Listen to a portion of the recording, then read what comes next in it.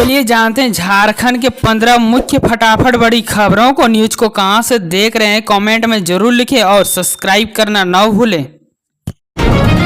BJP में शामिल हो सकते हैं झारखंड के पूर्व सीएम चंपई सोरेन। कई जेएमएम विधायकों के भी पाला बदलने की अटकलें तेज। झारखंड के पूर्व मुख्यमंत्री चंपई सोरेन भाजपा में शामिल हो सकते हैं। अभी वह हेमंत सोरेन के नेतृत्व वाली सरकार में मंत्री है। बताया जा रहा है कि चंपई सोरेन नेताओं के संपर्क में है। सियासी गिलायरों में चर्चा यह भी है कि झारखंड मुक्ति मोर्चा के पूर्व विधायक लोबिन हेम्ब्रम भी भाजपा में शामिल हो सकते हैं। मोर्चा के कुछ अन्य विधायक भी हेमंत सोरेन का साथ छोड़ सकते हैं।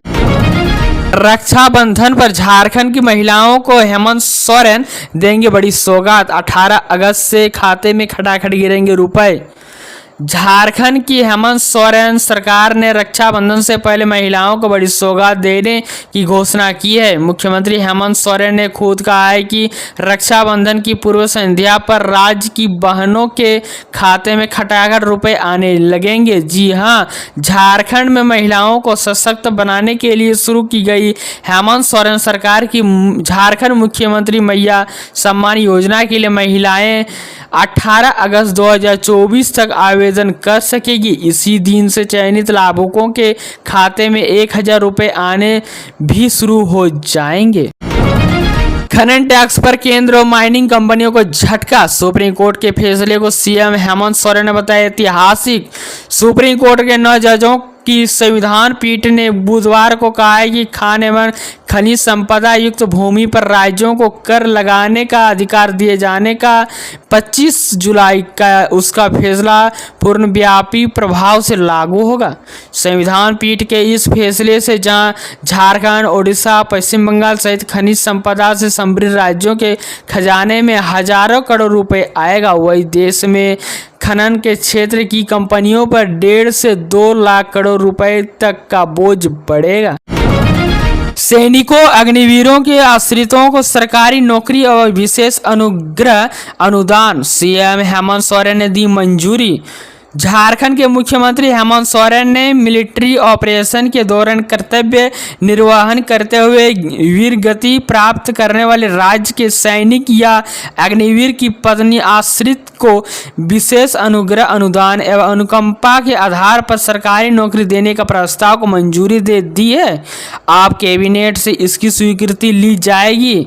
सैनिकों के साथ साथ अग्निवीरों के आश्रितों को भी विशेष अनुग्रह अनुदान एवं अनुकंपा के आधार पर सरकारी नौकरी दी जाएगी।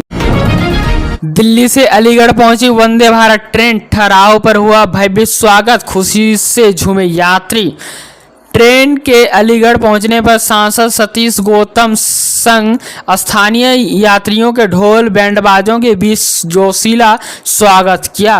वंदे भारत के चालक दल का फूल मालाओं से स्वागत, मिठास खिलाया। ट्रेन के स्टेशन पहुंचने पर यात्रियों में इसकी वीडियो बनाने या मोबाइल फोन से सेल्फी लेने को होड़ मची रही। यात्री ढोल की धुन पर थिरक रहे थे।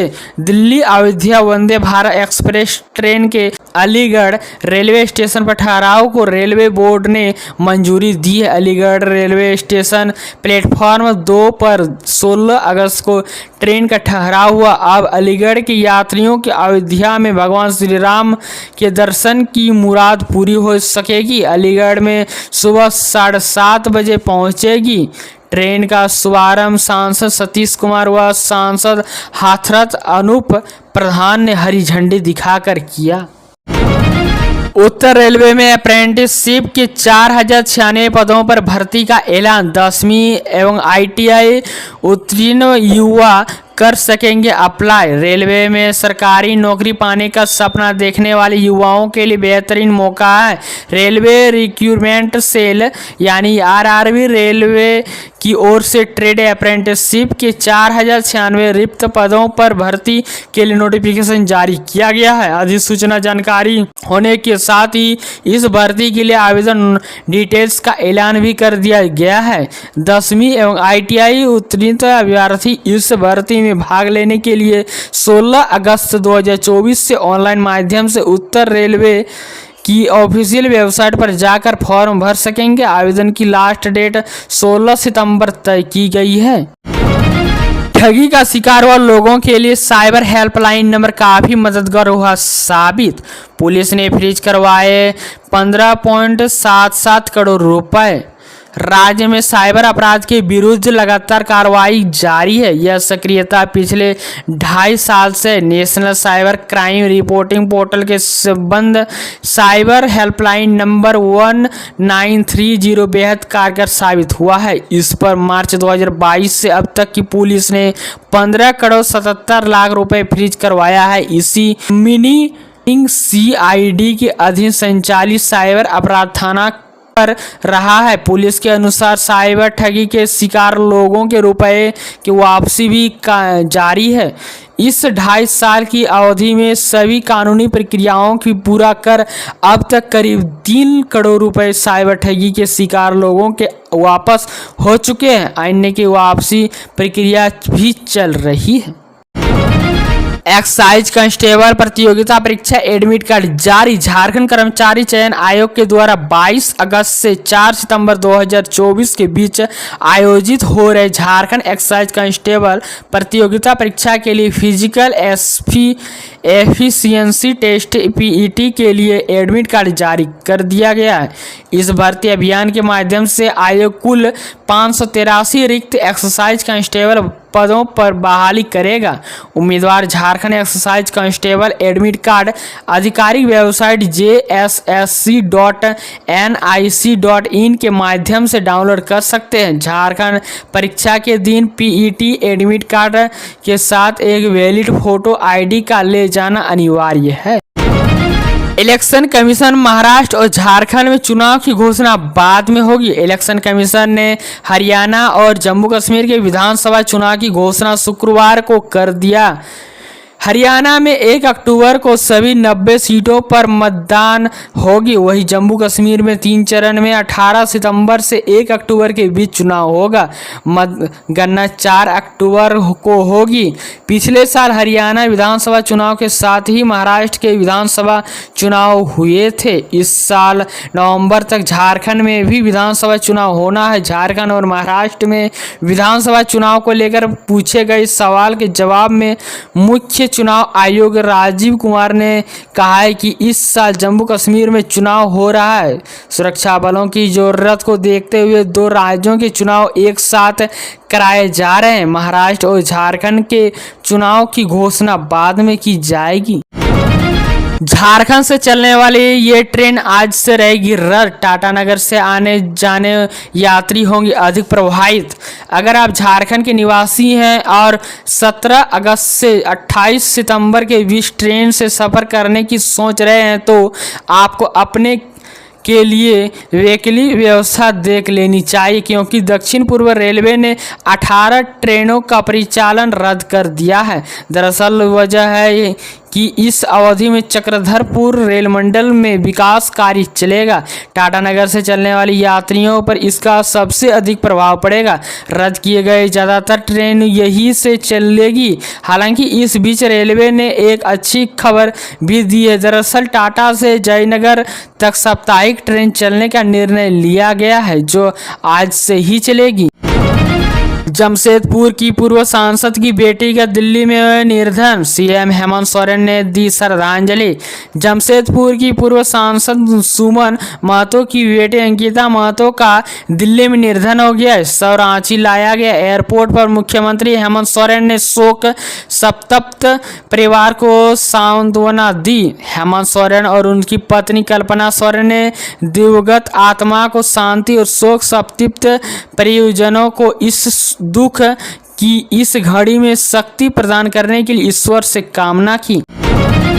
एक ही परिवार के 3 बच्चों की मौत। जमीन विवाद को लेकर हत्या का आरोप। देवघर के सोनारा ठाड़ी थाना क्षेत्र में 3 बच्चों की मौत का मामला सामने आया है। सोनारा ठाड़ी थाना क्षेत्र के दोधिया पंचायत के दोधिया गांव निवासी वासुदेव यादव व हरीश किशोर यादव परिवार के 3 बच्चे की मौत हो गई। तीनों का शव पिपरा डेगाल स्थित डोभा से बरामद किया गया। घटना के बाद परिजनों का रो रो कर बुरा हाल है। परिजन 3 बच्चों की हत्या कर शव तालाब में फेंकने का आरोप लगा रहे हैं। तीनों मृतक बच्चों में से 2 सगे भाई दिवाकर कुमार 12 वर्ष, दीपक कुमार 11 वर्ष व चचेरा भाई शिवम कुमार 8 वर्ष शामिल है। दुमका में राज्यपाल संतोष गंगवार ने किया झंडोत्तोलन। स्वतंत्रता दिवस के मौके पर झारखंड के राज्यपाल ने राज्य की उपराजधानी दुमका के पुलिस लाइन मैदान में ध्वजारोहण किया। इसके बाद परेड का निरीक्षण कर तिरंगे को सलामी दी। मौके पर लोगों को संबोधित करते हुए कहा कि झारखंड के विकास की गाड़ी सभी वर्गों तक पहुंचे, खासकर वंचित तबकों। इस दिशा में सरकार लगातार प्रयास कर रही है। जनता के सहयोग से सरकार सभी चुनौतियों का सामना करने में सक्षम होगी। राज्यपाल संतोष गंगवार ने कहा कि विकास के साथ साथ हमारी सरकार लोक कल्याणकारी दायित्वों का निर्वहन भी पूरा तपस्तर के साथ कर रही है। आज़ादी के बाद से हमारे देश ने सभी क्षेत्रों में प्रगति की है। राज्य सरकार शिक्षा, स्वास्थ्य, पर्यटन, खेल सभी क्षेत्र में बेहतर कार्य कर रही है। सच छिपाने की कोशिश रेप पीड़िता के लिए सड़क पर उतरी ममता बनर्जी, आरोपी को फांसी देने की मांग। पश्चिम बंगाल की मुख्यमंत्री ममता बनर्जी ने शुक्रवार को कोलकाता में मोलाली से डोरीना चौराहे तक एक विरोध रैली का नेतृत्व किया, जिनमें से कोलकाता की महिला डॉक्टर के लिए न्याय की मांग की, जिनकी पिछले सप्ताह एक सरकारी कॉलेज और अस्पताल में कथित तौर पर बलात्कार के बाद हत्या कर दी गई थी। ममता ने इस रैली में कहा कि सोशल मीडिया पर फर्जी बातें फैलाकर सच्चाई को छिपाने की कोशिश की जा रही है। लोगों को इस झूठ से बचाना होगा। इस दौरान मुख्यमंत्री के साथ आए हजारों के तृणमूल कांग्रेस के कार्यकर्ताओं और सांसदों ने आरोपी को मृत्युदंड देने की मांग हुए नारे लगाए। झारखंड एचसी से सोरेन सरकार को झटका, अदालत ने निरस्त किया जन सेवकों का ग्रेड पे घटाने का आदेश। झारखंड हाईकोर्ट से जस्टिस दीपक रोशन की अदालत में राज्य के जन सेवकों का ग्रेड पे घटाने के खिलाफ दाखिल याचिका पर सुनवाई हुई। सुनवाई के बाद अदालत ने राज्य सरकार के उस आदेश को निरस्त कर दिया जिसके तहत उनके ग्रेड पे 2400 को घटाकर 2000 कर दिया गया था। अदालत ने कहा कि जब विज्ञापन और नियमों के आधार पर याचिकाकर्ताओं की नियुक्ति और ग्रेड 2400 पर सेवा में स्थानीयकरण किया तो ऐसे में अब उनके ग्रेड पे को नहीं हटाया जा सकता है।